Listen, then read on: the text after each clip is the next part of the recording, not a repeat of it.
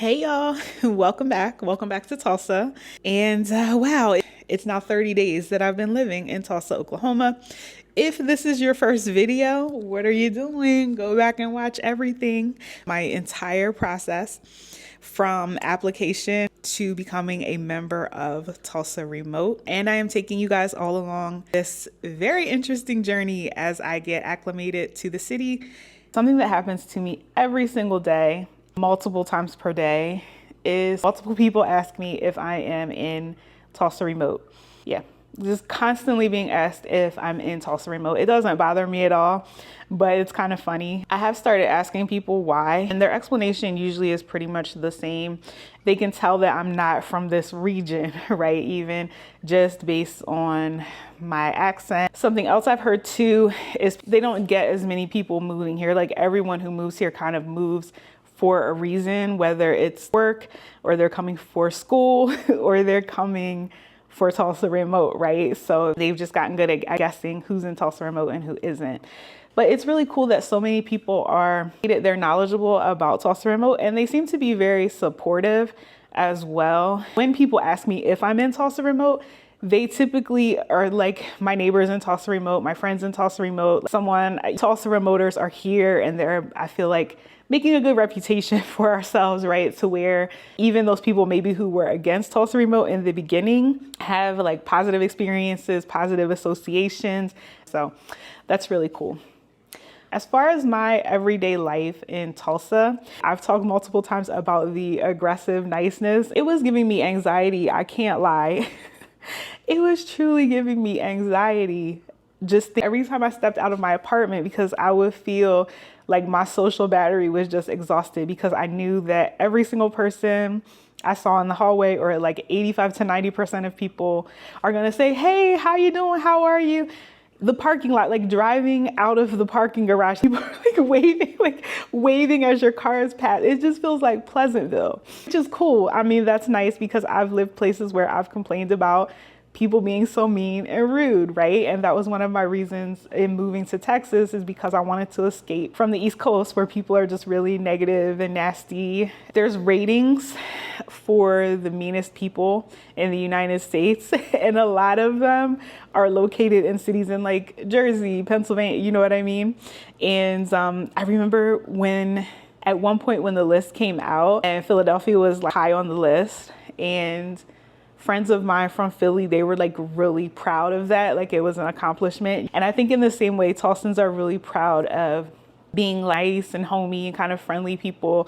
And, you know, they say that about themselves. They're talking to me about Tulsa and they're like, people are really nice here. So the fact that someone's been living here their whole lives and they still recognize it, I think is great. I've just gotten adjusted to that. I've gotten adjusted to people saying hello and speaking to me, being okay with that and feeling normal. And also, I think just the edge is off as far as me expecting any other sort of negativity. I did a whole separate video. It's called The Elephant in the Room, about all of the negative information I was getting about Oklahoma and about Tulsa from friends and acquaintances and coworkers and the internet, history and everywhere else, that really had me nervous about moving here. Now, the number one conversation piece for Tulsans, and they started talking about the weather. Once we established that I moved here from Houston, then it becomes a question of the humidity and the heat, and that I probably don't feel hot here, even though the temperature is high. And I'm like, yeah, no, I don't. And it was funny because I was talking to, like, a girl was saying that to me. We're having that conversation. And she's like, yeah, I hear a lot of people say that. And this guy off to the side, he's like, it's because we have trees here. And I was like, Tulsa, there are just trees everywhere. They have a lot of like older established trees all over the city. They didn't, like a lot of cities, completely bulldoze everything and destroy all the trees. And even if they did at some point, I've noticed when I'm riding down the highway, they have these signs, something about planting trees. Their quality is a little better here than it was in Houston. You know, less cars on the road. I'm sure the trees probably help. There are big trucks, but there's not like those massive, obnoxious pickups that Texans love. A major frustration for me has been shopping, like grocery shopping and also shopping for essentials for my new apartment has been challenging. I first noticed it when I was looking to buy a toaster. And I'm like, okay, I'll just go look at Walmart, right? Simple, fast, and there's no toasters. How can you not have any toasters? If you can relate or you know what I'm talking about, please comment below and tell me I'm crazy or not crazy, because this is really weird. Even there's just certain specific items, let's say like certain kind of bread that I like. It's out of stock everywhere, all over Tulsa, and there's like 2 of them in Broken Arrow. Like, let's say that there's 10 things that you want. I would say like 4 of them are not available locally, and it's shipping and it will be there in 3 days. I don't know if I'm just really spoiled from Texas with their massive store, because I have noticed like all of the stores here are definitely way smaller than what I was used to. And I think they could even be smaller than some of what I saw on the East Coast too. Everything from like the Walmarts, the Targets, the TJ Maxx, everything. I've started going to the gym, and so I need a new pair of tennis shoes. I would go on Nike and they're like not available within 100 miles. You can pick this item up in Oklahoma City, and I'm like, I'm not saying there's no shoes available in Tulsa, don't take that literally, but it's an item that I feel pretty much almost anywhere in the United States I should have been able to get, or would have been in stock. Or if I was still living in Texas, maybe it was available like 5 miles away. This whole, hey, you know, you can pick it up in OKC thing is kind of disturbing. Tulsa literally just got an outlet mall last week, August 15th, 2024. If you're watching this in the future, I think people are really excited talking about it and sort of making plans to go. I personally got stuck with some items from Banana Republic outlet that didn't fit, and not realizing that, oh, hey, if you wanted to return these, drive on over to Oklahoma City. Why don't you? And now it's past the 30 days. If you're moving here, just be mindful of that. You will probably find a lot of the stores that you're used to shopping at. It's just that the selection though is going to be a lot less than what you're probably used to. So I did receive my Tulsa Remote Benepass, a $600 benefit that we can use for health and wellness. So I went on kind of a fitness blitz is what I called it, where I just started trying out the different fitness centers that are close to where I live. And surprisingly, another perk of being in Brookside is that I have all of these places, like group fitness places, in walking distance: Pilates, bar, yoga, everything, all of it, all cycling. I have gone ahead and joined at a couple places. So cha-ching, slowly but surely delving into that Benepass money, circulating some money out into the Tulsa community, taking advantage of the Tulsa Remote benefits. I've also been meeting a lot of new people. That's been a great experience. Like, every experience at the gym has been positive. I haven't encountered any like weird, you know, mean girl energy, and people are just very, you know, welcoming and chill. Everyone's been really friendly, really nice. And I've run into a few Tulsa Remote people at fitness places, which is really, really cool. So far, I've only gone to orientation, but I think in the gym or a fitness class or something, people just show their real personality and they're more relaxed, and it just seems more organic. And so it's given me some exposure to like what it's like for people at 3 months, at 6 months, at 7 months, how people are adjusting. It's definitely aspirational, right? When you meet someone who says, oh, I've been here over a year, I love it, I'm never leaving Tulsa, and I hear things to check out, restaurants to try, places to go, things like that is always a plus. Oh man, I really feel like I've gotten healthier since moving to Tulsa. I lost about 5 pounds. I think that's coming from just a lot of the food that I've been eating, making healthier choices. I'm eating almost no processed food, no fast food, good organic fruits and vegetables and stuff. And walking, I'll walk to the store at times, and just going to the gym. I'm working out pretty much every single day, whether I'm working out at home or I'm doing a workout that is paid for by Tulsa Remote. Thank you very much.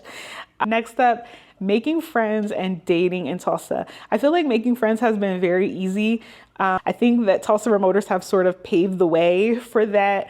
In general, Tulsans are just very kind and friendly people, and it's nothing for them to like exchange numbers with you and things like that. Being in Tulsa Remote is almost like a pass, like what do you call it? Like a golden ticket or a party pass. And I encounter other Tulsa Remoters, they're like, hey, okay, we're all in together, we're in the club, right? So we're like instant friends because we're all in Tulsa Remote. And when I say friends, it's, you know, casual acquaintanceships, right? Like, hey, we could do something, we can hang out, whatever. That's cool because that's like our preference, you know what I mean? I'm sure some people find like those tight bosom buddy relationships, but right now I've only been here for 30 days. If that were to happen, that's cool. But right now I'm just looking for someone to grab a drink, go to an event, maybe someone that's interested in like volunteering so I don't have to go volunteer alone when I start getting into that. As far as dating, I told you the last video or second to last video, I absolutely refuse to get on a dating app. Well, I did get on one. Purely for research purposes, okay? Purely for research purposes, okay? Just for the sake of YouTube. So don't start. Anyway, I had read all of these Reddit posts where women were talking about dating in Tulsa is such a nightmare. Well, men and women were saying that dating in Tulsa was such a nightmare and there were no eligible people and things like that. In my observation from the dating app, the dating pool in Tulsa, I don't think it's any better or any worse than anywhere else in the United States, truly. And you just have to sort of weed through. It's like thrifting. It's like going to the Goodwill bins. It's kind of gross. It's kind of yucky. But every once in a while, you find something amazing. Maybe you'll give it away. Maybe you'll resell it. Maybe you'll wear it for a while and wonder why you ever bought something for 25 cents out of a Goodwill bin. And I can't say, I mean, it's all going to depend on what you're looking for. Yes, I am in my 40s. For anyone watching this and you maybe are younger and you're like, how in the world is this woman 40 years old, over 40, and she's not married, and where's her kids and her grandkids and everything? I guess I'm just on a different timeline. And you may discover yourself, whatever timeline you're on. Surprisingly, people in their 40s, some of us are widowed, some of us are divorced, some have been in long-term relationships and now dating, some are poly. That's another conversation for another day, honey.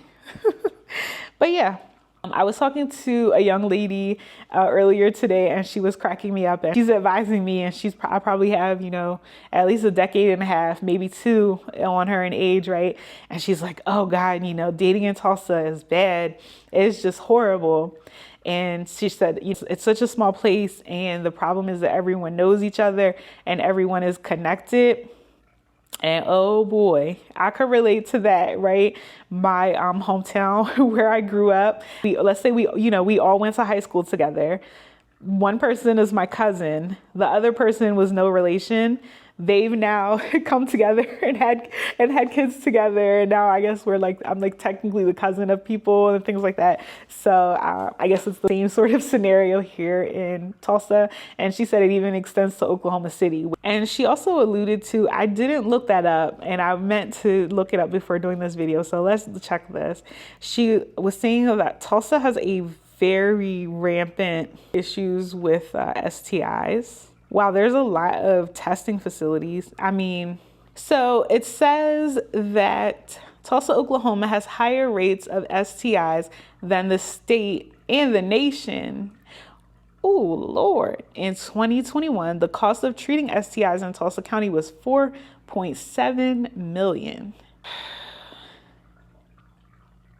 Gonorrhea, 9 times the national rate. Syphilis, 4th in the nation. Now, come on now. Now, you can't be 49th in education and number 1 in gonorrhea. That's another subject for another day. Young people.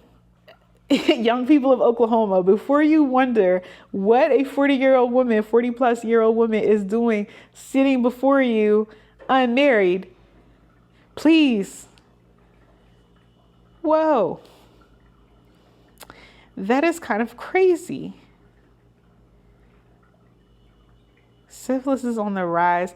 I know there was a big scandal in Houston right before I left about issues with that. And it's not all about young people. Even herpes. Oh my goodness, you guys. Be careful out here. Be careful. Oof, Lord. I gotta have a moment of silence for that. I can't even talk right now. That's kind of crazy. Everybody's out here looking so wholesome. Everybody's out here looking so wholesome and innocent. And hey, how you doing? Howdy do.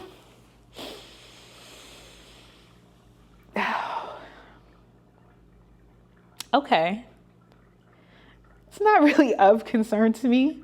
I know she was saying that young women in her age group, that they kind of made a pact or this concept of like, hey, you have to ask guys. They ask guys for their test results. They'll go get tested. I saw that it looks like there's a lot of, facilities that will for people to get rapid testing and things like that. So I don't mean to go off on a tangent with it. It just shocks me a little bit. But man, things to be aware of, things that you learn by getting out and talking to people, right? Because I never would have expected that or even really thought about it otherwise.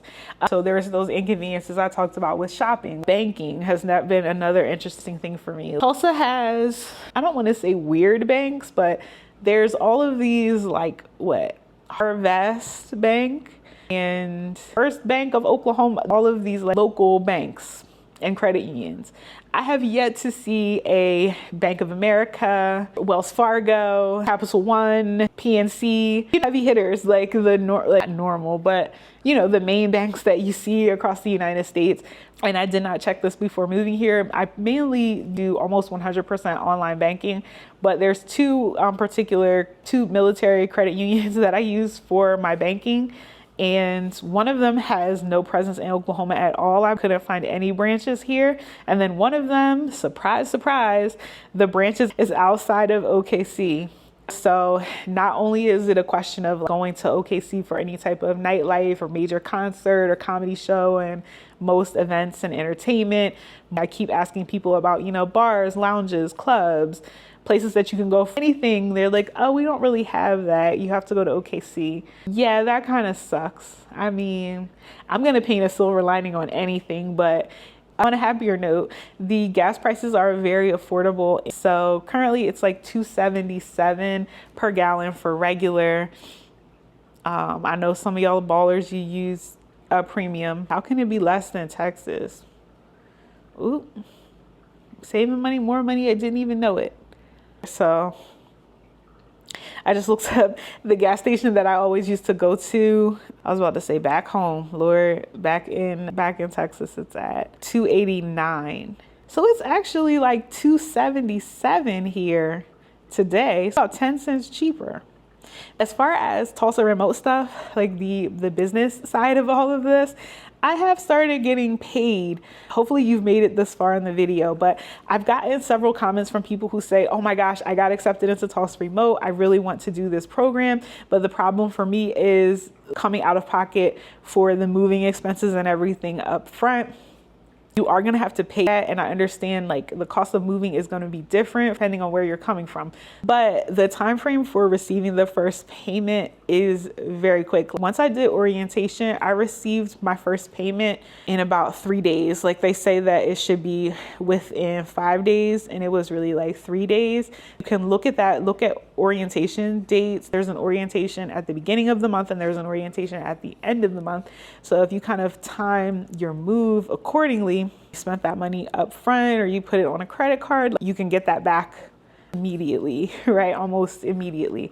And then also depending on the time. So let's say you move to Tulsa towards the end of the month, you do the end of the month orientation, you're going to get that first lump sum payment. That's considered your relocation expenses. And then you'll turn around again on the first of the following month, which could be, a couple days later, you're going to start getting your $500. You'll get your first $500 monthly payment for your Tulsa Remote membership. So hopefully that could help sort of put things in perspective. Like once you get to Tulsa, you're not going to be waiting an extended amount of time to get, you know, that reimbursement for your moving expenses.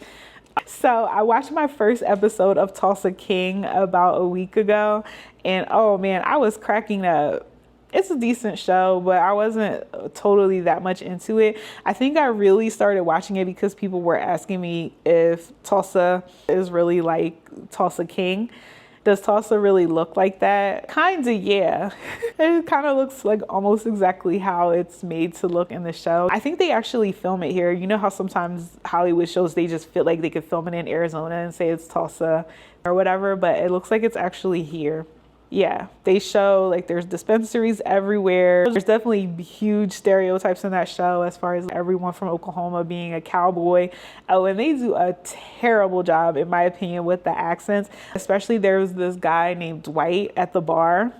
Horrible. Majority of people on Tulsa King, they don't have an Oklahoma accent. And then whatever accent they're trying to do, it's bad, bad, bad. Tulsa King is all about cannabis business here in Oklahoma. When I first started telling people that I was moving to Oklahoma, I got very reaction. And there's always that one person who's like, oh my God, don't they have legal weed there? Oh, that's great. That's wonderful. Sounds like a great move. So one correction, I've been saying this all along the way, it's not recreational, it's medicinal, and you are required to have a card, just like California, to indulge. There are truly dispensaries everywhere, but just keep in mind, it's not wide open recreational. I just wanted to correct that. But apparently people do come here for lead tourism and all that good stuff. And it's so funny because that I went on, I remember my date, he's very conservative. Like he talked the whole time about his conservative values and he's very much against the legalization. He feels like it has ruined things and everyone's high, and it was cracking me up because he just, like the people in the restaurant, he's like, I think the waitress is high. I think this, you know, he thought everyone was high. And he's like blames everything on people being high. I would say on average, and it's even gotten to me where I'm just out randomly and I'm like, are they high? Is everybody high? Am I the only person who's not high? Oh well. But people seem pretty cool. I don't know if maybe it was too polite, you know what I mean? And I'm used to Texans who are really just outspoken, kind of belligerent about their feelings and their opinions all the time. Maybe all Tulsans really hate the legalization, but they don't say much about it. It's all opinions. I think it's cool. Well, so the big question, was it worth it? I get this question a lot. Was it worth it? Specifically, was it worth it to move to Tulsa for $10,000? Everyone knows that people get $10,000 for moving to Tulsa, but you probably know less about the other programs and the other perks and the other benefits and things that are available. So in my estimation, it is way bigger than $10,000 in cash and the $600 health and wellness. And I've gotten comments on my videos and had people say to me directly, oh, Tulsa Remote is not worth it. I saw there's a huge Reddit post essentially posing that question, and there are different people are responding in their own way. And one person said doing Tulsa Remote definitely was not worth it for them because they had $2,300 in moving expenses to relocate to Tulsa. Then they paid $2,000 in taxes and they spent the rest on furniture.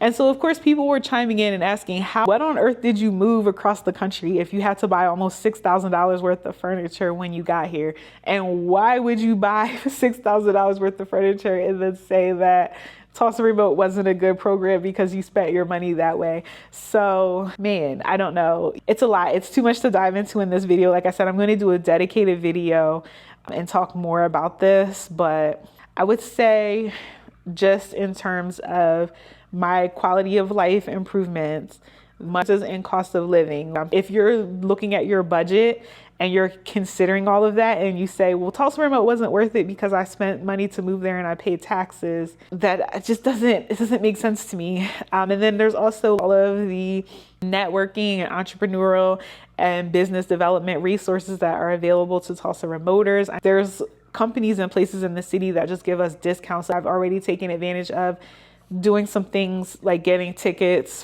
free tickets to things and stuff like that.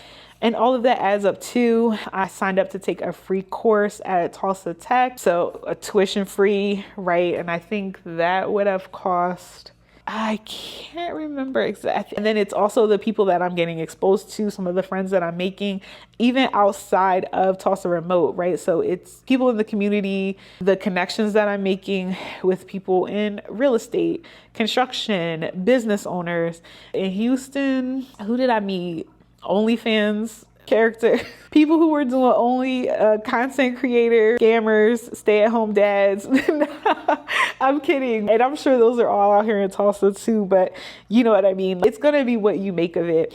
Tulsa Remote is not going to be for everyone. It made sense for me. And I know that I am going to make the most out of this to the best of my ability. And I also think that you attract, if you feel negative about it, if you feel like it's just only about the $10,000 and $10,000 isn't enough money for you and you make $10,000 in this whatever time frame, and if you're seriously considering this, then it has to be, well, what else is there outside of $10,000 that makes this worthwhile? And if you can't find anything, if you know that you just want to come to Tulsa, move into an apartment, buy $5,600 worth of furniture, slam the door and never come out again for 12 months, then you did Tulsa Remote. You did it your own way. You know what I mean? And of course, my opinion on that is going to continue to develop as time goes on. But so far, so good. I feel really positive about this decision. There are some inconveniences, right? We're starting to get into that. I was brand new. So that first week and that second week video, everything was great. It was all good. Now I'm starting to run into those things that make me miss Houston. If you have any questions for me, definitely let me know. I will be back right away with more videos. So of course, you want to subscribe to make sure that you do not miss out on anything. You can hit that notification bell as well. And what about a culture shock of Tulsa? So I think being in Texas definitely prepared me for Oklahoma, and just being in a conservative state. Some of the laws and the reproductive laws and the stance on education, bringing Bible into the schools and things like that. There are definitely differences politically between Oklahoma and Texas, but I just feel like I was more mentally prepared for all of this maybe than some other people, because I was constantly exposed to it, for where if it didn't really affect me, I let it fly, realizing that there were policies and things that I did not like when I lived in the North either. I also had an expectation that Tulsans would be very religious, maybe even sanctimonious. Maybe I'm just not rubbing elbows with that part of the Tulsa population, but I haven't encountered anything like that. No one thumping their Bible and trying to push religion down my throat or anything like that. It's all cool. As far as culture, I guess Tulsa doesn't have their own musical style or anything as far as I can tell. But I did find on Instagram, there's an underground music scene here in Tulsa if you're into hip hop. I think Tulsa has a pretty big music scene overall, whatever genre you're into. I also found, I was talking to someone and I was like, man, Houston just has a really cool culture. I fell in love with that urban cowboy culture, right? Just seeing people riding horses down the street. And someone told me, yeah, you have to go to like far north Tulsa for that, and you might see some guys riding around, riding their horses and stuff. And there's cowboys out there. There is an Instagram page, Oklahoma Cowboys, which I am following. And apparently someone was just telling me that there are several rodeos that take place, and I think a couple of them are black. There's the Okmulgee. I always feel weird saying that, like I'm not saying it right. Okmulgee, I do believe, rodeo. I think I just missed that one. So some things to think about in the future. Cars, Houston, they have what? The big trucks, the slabs. I haven't seen any slabs out here. I have seen, they call them dunks in some cities, right? The old school car with the huge rims on it. I've seen a couple of those driving around. As far as cuisine, nothing. I keep asking multiple people. Every city or every place has their food. Philly's got their cheesesteak. DC has the chicken wings with mambo sauce. Boston, you're going to get a lobster, some clam chowder. Tulsa, we don't really know. We don't have anything. So if you're watching this, hopefully you made it this far. Thank you so much. You're my hero if you did, because I almost didn't make it to the end of this video. I feel drained, but please let me know. Let us know, what is the Tulsan style of food, and what are some places that I should check out, places to eat?